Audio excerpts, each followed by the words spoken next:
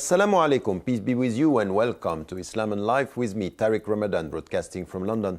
In today's show we ask the question, should authorities be allowed to dictate what Muslims preach?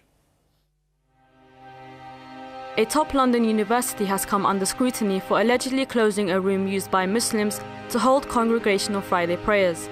The move came after the institution claimed students leading the prayers refused to submit their sermons for pre-authorization before going public. Wasif Sheikh, head of the Muslims Voice on Campus group, stated, "All of our sermons are open and we welcome all students and all staff. But when you start submitting your sermons to be monitored and scrutinized, then there's a chance for it to be dictated what's allowed and what's not allowed. We as students don't accept that." City University states this procedure is simply to check the quality and appropriateness of what is being said after a counter-extremism think tank released reports of hardline views being encouraged at the university 3 years ago. Dr. Usama Hassan from the think tank Quilliam Foundation said, "If there was no past history at the university, I think what the students are saying would sound extremely reasonable." This comes as another leading London university bans an Islamic organization for implementing an optional segregated seating section at its Islam or atheism debate. This week's Islam and Life asks, should authorities be allowed to dictate what Muslims preach? Anyone who is dealing with the Muslim or some Muslim majority countries would know that one of the problems that the Muslims are facing there and the citizens is anything which has to do with religion is not separated from the state, but there is the authority and saying what is right and what is wrong. And this is something which is very important. A free religious discourse, it's important. And this is where the West very often is repeating. This is the difference between Muslim majority countries in the West where religious freedom is acknowledged, and in the name of the secular state there is this distinction between religious discourses and the state authority. Yet, if we look at what is happening in many countries now in the West, that's not the reality. What is the reality for many is sometimes this attempt to control what is said, and especially not, of course, for the Jewish traditions or the Christian traditions. When it comes to Muslims, there is now a kind of stigmatization. Is it right to see in democratic society where freedom of conscience and freedom of worship are two main principles, indisputable principles normally, to see now in the name of security, in the name of this war on terror, in the name of protecting ourselves from extremist views, to start monitoring all what is done. So we have people infiltrating, and we have also, when it comes to academia or to students or to lecturers, or even to sermons, questions that are asked, let us see what you are going to say. And having this intrusion into something which is the opposite of what should be a democratic state, we are right to ask the question, is it right for the authorities to ask, and how do we have to deal with this when it appears to be a policy towards the Muslim citizens in the West? So to answer all these questions, I'm joined by senior researcher at the Islamic Education and Research Academy, Hamza Tzortzis. Thank you so much for being with us today. I think that if we come to this discussion, you are involved at the grassroots level. We are involved in your organization, trying to train, trying to teach, trying to discuss also with scholars, Muslims, but also people of other faiths, even atheists, as we have seen in the clip. You are challenging some atheistic minds when it comes to understanding the relationship to truth, or how do we decide. And still, you have been facing some of the problems. But let us, before starting with you or talking about you, so what is the state of affairs? Is it right today to ask this question, especially in Western societies? You know, a few years ago, the UK was very special. Among all the Western countries, anything could be said in this country. And then all of a sudden, after 7/7, we heard Tony Blair saying the rules of the game have changed, as if we are now in a new era after the war on terror when it reached the UK. But throughout the West, even in the States today, we have this kind of concern. So are we right to ask this question, and why? Well, I think it's right to ask the question, but I think we have a backdrop. And the backdrop is that generally speaking, and I travel up and down the country at least 50 campuses a year, the universities allow and facilitate the liberty to express oneself regardless of where you lie on the ideological, spiritual and religious spectrum. So Britain is still a good place. We don't want to say, look, oh, it's so bad. Let's be nuanced. Let's be just. It's bad, but not so bad, or it's good? Well, it's good. I mean, from my empirical experience, it's fine. I'm invited to many campuses and I could speak and we could talk about our ideas in a nuanced fashion, from Southampton to Scotland. So it's not an issue from that perspective. However, there is now a creeping, what I would call a fundamentalist liberal secular discourse, which is basically saying, if your ideas are incongruous with our ideas or values, we're going to draw the line. We're going to sideline you. There's no liberty of expression. There's no facilitating a discourse and a tranquil environment to have these opposing values or ideas to be discussed as they should be. And that is dangerous. And I find it quite amusing that Dr. Osama Hassan has had these views concerning City University, because he has also been accused of having ideas that are not incongruous with his religious tradition. And he was upset about that, which is fair enough. And he was criticized from within. And he was criticized. Yeah. And now what he's doing, he's basically doing the opposite to the Muslim community or to the students. And I find that quite disheartening in my humble view. So let me come to what you are saying, is that a very important point, that we should not come with something which is a victim mentality, or having a sense that what is happening in the UK is so bad. Because as you said, in many other countries, and I can express this from my own experience in France and other countries, sometimes you cannot even speak in universities. You don't have the floor. So it's not monitoring what you have to say, is you have nothing to say, we're not going to listen to you. So this is what it could happen in other countries, and this is where we should take the what is already there and the positive side of the story. Yet, now when you have, for example, when it comes to sermons and asking, look, you are within academia, or you are not far from the university, or you are organizing something in the name of, the Muslim Association of such and such university. So we need to see what you are saying, which is very rare. But is this something which is happening? Is it something which we have, as you were saying, it's improving, or it's not improving, it's now increasing in the way things are done? How do you explain this, and why? Well, I think it's basically a whole realm of issues. You have a post-9/11 environment, you have a post-7/7 environment, you have also a time where the Muslim community is becoming more expressive concerning its own values, which are very similar to Western values, but also distinct in some way. And I think the danger is now we have a critical juncture now in history where we have to facilitate a discourse and a dialogue, rather than saying, you're so different, you have some alien traditions, or the spectrum of your thought is not palatable to our Western taste, therefore we don't want to have a discussion with you. We would only discuss with those who have either extremely moderated their stance or have used liberal filters to understand their own tradition, which I'm not saying is right or wrong, but the thing is, you have to speak to Islam as the whole community. You have to speak to Muslims as a collective whole, rather than pick and choosing certain elements that are just compatible with your perspective and ideology. And that's the danger. What I think should happen is have an open platform where let's have a competition of ideas. As long as you don't preach violence, you don't preach discrimination and hatred, then all ideas should be allowed. Just like John Stuart Mill, the famous apostle of the liberal tradition, he said, we must have a competition of ideas. What do you mean by preaching violence? When you start preaching violence, and when is it not violence? How would you define that? Well, we could get philosophical, of course. No, it's a very, very precise question, because I will follow this with another question. But here is to say, as long as we don't preach violence, what do you mean?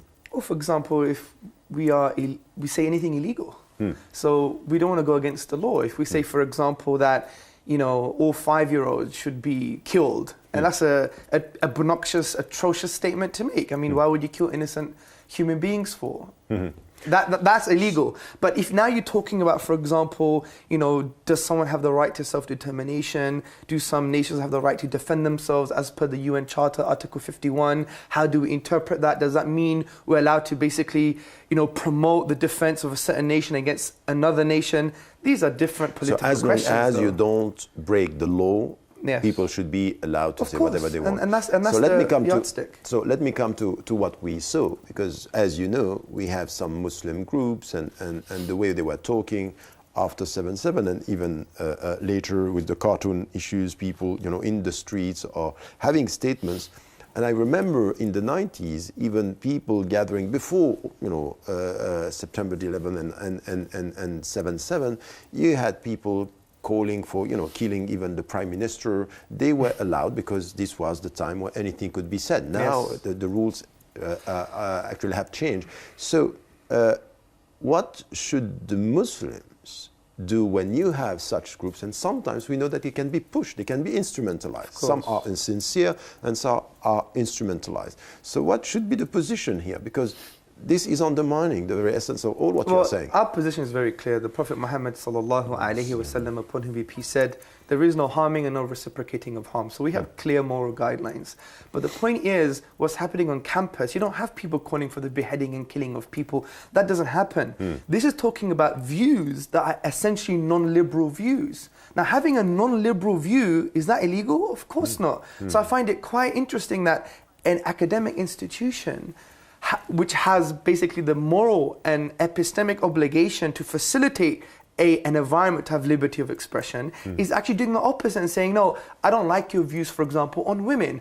I don't like your views, for example, on law. I don't like your views, for example, on your perspective on so-and-so. Therefore, it's not allowed. And what's interesting, where is this fear coming from? You have a small Muslim group, say they're expressing themselves in the public sphere. No matter what they say, as long as it's within the law, why are we afraid of this? Are we saying we're not doing our job properly as academics or in academic institutions, that this small Muslim group has far more influence than the entire academic authority? I mean, it's quite a victim mentality coming from the academic institution saying, no, you're not allowed to speak because you're so influential and these ideas are so powerful that we can't beat them intellectually, we just have to stop you from speaking. But you would have, in another extreme, not because we are not, I'm not comparing here, but we had people saying, when it comes to some views by people who are not sharing our values, extremists or far-right parties or Nazi, they might be within the law, but still we have to be very careful with what they are saying. What would you say about that? That's interesting. I mean, generally these far-right groups are actually promoting violence and hatred for others. I haven't seen any Muslims on any campus promoting violence, illegal behavior and actually hatred towards other people. We go up and down the country and we just see nuanced discussions. The Muslim student groups and the ISOCs, the Islamic societies, want to have a frank, open dialogue and discussion with the wider community. For example, the talks we give is, does God exist? What is the Quran? Who was the Prophet Muhammad? Were you once prevented from speaking? Yes, I have been, yes. In a university? Yes. And what was the reason? The reason was, I call it trial by Google. Basically, they see some things that you said 6 years ago, it's one quote, it's a misquote without the context, for example, and they say, therefore, you're not allowed. But the irony is, Muslim speakers, not just like myself, most Muslim speakers and lecturers, they are open, they are transparent, they're available online, you can have a chat with them, a discussion, and we're very open and honest and say, did you really say this? What did you really mean? And this kind of trial by Google, trial by the media is quite unfortunate, and I would even say unjust. But that doesn't happen to all campuses. As I said, most campuses... It's rare in It is very rare. It's very rare. It never happened to me, but for example, if I compare this with what is happening in France, I have been, over the last 6 months, at least 7 lectures were just cancelled because there is a direct influence coming from the state or intelligence cancelling. Just straight away you cancel because you cannot speak. It's not even to monitor what you are going to say, it's to prevent you from talking. I have another question about, now you go to campuses and you take rooms and you have the venue, and the rules in the campuses, and we heard this, and we have many answers coming from the Muslims. What is coming from the American, some of the Muslim American organizations are Western European Muslim organizations, and sometimes some organizations are saying, okay, we come and we take the room within a university. One of the rules in the university is you sit wherever you want, no segregation between men and women, and this is part of freedom of expression, but also equality of rights, and this is the perception. Now you take the room and you say women and on one side, men, and on the other side, the perception is segregation. It's not the rule of the universe, or at least the perceived rules, because we may also discuss the reality of what segregation means here. What would be your answer on this? How do you deal with this? Are you accepting, for example, as many Muslims, that, okay, we take the room and we go by the rules of the university? Well, there's a abstract philosophical discussion concerning this, and there's one concerning what happened at UCL on March the 9th concerning the debate I had with Professor Lawrence Kraft. But let me, first, what would be your position in theory, and what happened in Well, in theory, I think everyone should have the choice, okay? Now, we can't impose our moral norms and values, whatever we think they are, on other people, of course. But if you have paid for a room, then you should give the choice to people. If there are some maybe Orthodox sisters or brothers that want to have seating with just brothers or just sisters, but you give an option for all options, then I think that's the most tolerant approach to take, because you're addressing everyone's particularities. I think there's nothing wrong with that. It's actually quite British to do that, by the way. So I don't think there's a problem of saying, look, sit where you want, but there's going to be some areas where women will just want to sit with women. And who are we to impose ourselves on women anyway? Imagine there was a dinner. So you give the choice. Yeah, imagine there was a dinner party and it was a women-only dinner party, and I walk in and I start sitting and they were like, what are you doing? It's maybe it's not immoral, but it doesn't really resemble good ethic, do you see? So if women want to sit with just women, then it's their right. Okay. Last theme that I want to tackle is now we have this happening.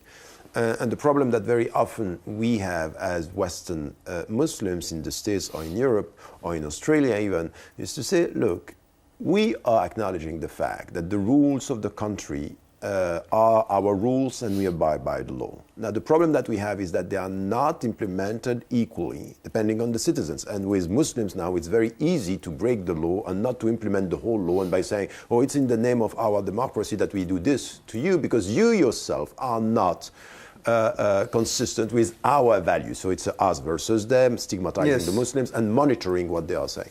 What should be the reaction? What should be the policy, the vision that Western Muslims, British Muslims in your situation should promote, and in which way they have to act? Oh, we just have to wake up, frankly. We have to articulate a positive case for our tradition, to show to people there's nothing to fear, there's nothing to be scared of. If there is something different amongst the Muslims concerning philosophy, worldview, or practice, that difference shouldn't be the cause for anxiety and fear. Rather, once you educate people about those differences, they will now, instead of being fearful, they'll be friendly. But are you sure that you can say something like this? If you know, for example, that you are monitored in all what you say, and you come and you are very pro-Palestinians, yes, at the end you know that you are going to be monitored. It takes courage to go that direction. And you say, well, we have don't to be courageous. We have to be courageous. So don't be scared and be courageous. This is what you are saying. Yes, of course. Okay. I mean, look, there's a spiritual aspect to this as well. It's not just all abstract. You know, the Prophet ﷺ said, he said that speaking the truth doesn't bring your death closer, doesn't take away your provisions, for example. So speak the truth. And also I think if we speak the truth with hikmah, with reasoning, with good speech, with good articulation, couched in warm language and human language, we'll be able to engage with other people. And it does take bravery, but we have a lot of khair, a lot of goodness in our ummah and the Muslim community. People should start arising and warning. Qum fa'andir, as the Quran says. So go on the blogosphere. If you don't want to speak, go on the blogosphere. Write nuanced discussions and articles. And frankly, Islam and the Muslims, we've lost the battle online. You know, it's been encompassed by these neoliberal, secular, atheist narratives, and there's not much going on concerning our voice. So raise your voice online, offline. Speak, articulate a positive case to your neighbor, to your fellow academic. But People what would you say to students, for example? Okay, you know that you are going to be active on campus. You are going to be monitored. Sometimes you are going to face, the authority of, the university authority. It could happen. Sometimes you are going to be prevented from speaking. What should be your policy? Act like a citizen, as you were saying. It means you have to speak out. You have to be courageous. Don't be scared of what could happen. For what? What do you want to achieve by saying this? In the psychology of human relations, you have to have a stance. And that stance must be unwavering. That doesn't mean we're not flexible and we're not willing to compromise. Rather, it means this is our narrative. We're not going to allow you to fear us.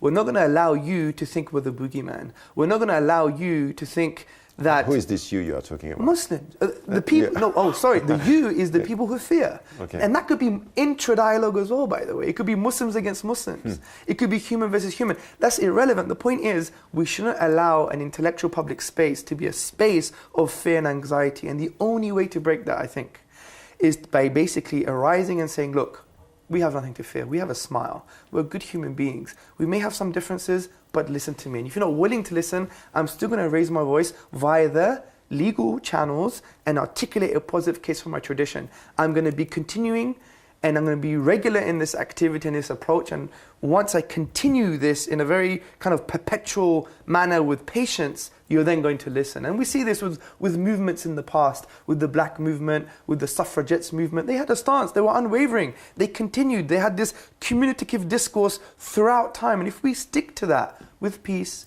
with good manners, with the way of the Prophet Muhammad, upon him be peace, I think our voices are going to be heard.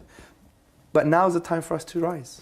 Okay, thank you so much. I think that during this discussion, if you come to the very beginning, things are changing in the West and things are not changing for the better. What we are witnessing now in a country like the UK, and what you said at the beginning also, it's very important, is not the worst of the countries, and we have to take what we have as something which is very positive because we still can speak, but we can see attempts of monitoring, following, and sometimes spreading fear within the Muslim communities and among the Muslim citizens. And what you are saying right now, which is we should know this, it is happening, but we should not be scared. Fear is not an option, and then courage is something also that you were referring, that we need students to be able, not only students, but citizens to be able to raise their voice and to understand that it's not only for their own dignity, it's their dignity and helping the society to be more consistent with its own values.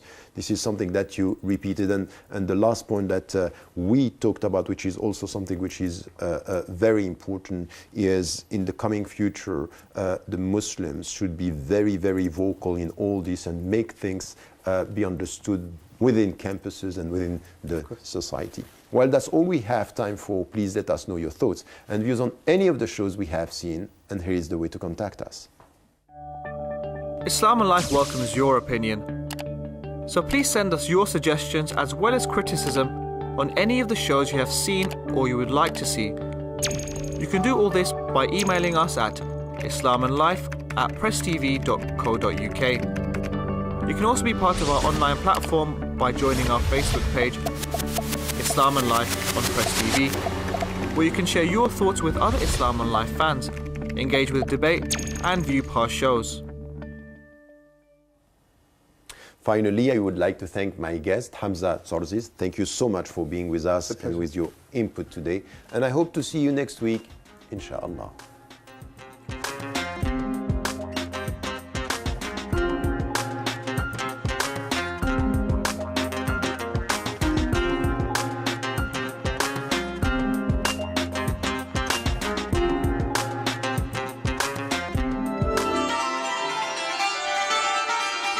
Thank you.